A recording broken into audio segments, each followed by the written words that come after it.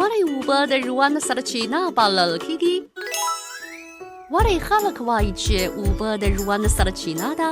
لامل یې څه دی؟ لومړی، اوبه په ژوندیو موجوداتو کې یوه مهمه برخه ده. اوبه د انسانانو په شمول مختلفو حیواناتو کې یوه ډېره مهمه ماده ده. د انسان په بدن کې د اوبو اندازه له 80 سلنې نه تر 80 سلنې پورې ده. دوهم، اوبه یو ډول محلول دی. ډېرې مادې په اوبو کې منخرېږي، نو په دې مناسبت اوبه د انسان بدن کې د مادو د ریږد راریږد رول لري. اوبه د انسان د وینې عموده برخه جوړوي چې پکې رنګارنګ غذایي مواد منحل شوي دي. دغه غذایي مواد د انسان د زړه په ټکان او د وینو په دوران سره د بدن بېلابېلو اجزاوو ته انتقالېږي څو ژوند یې پایښت ومومي. دغه راز بدني کثافات هم په اوبو کې منحل کیږي او د ادرارو او خوړو له لارې له بدن څخه خارجېږي. دریم، اوبه د تودوخې یو ډول مهم تحلیل کوونکی دی.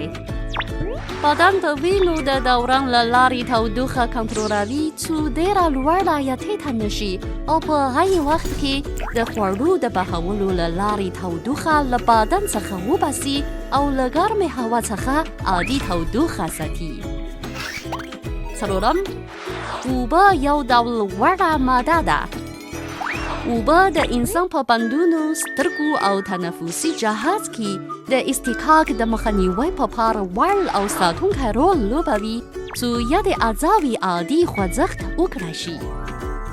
پنځم، اوبه د ټکر له امله د زیان د کمښت او د بدني اعضاو د ساتلو رول لري. مثلا د دماغ او هرم مغز په چارچاپیر کې دماغي مایع ماده شته او موخه یې د دماغ ساتنه ده. اوبه د لومړیو یو سیلول لرونکو ژویو او هم د انسان په شان د اکیلو او زیرکو ژویو لپاره د ژوند بنسټ دی. نو ځکه وایو چې اوبه د ژوند سرچینه ده.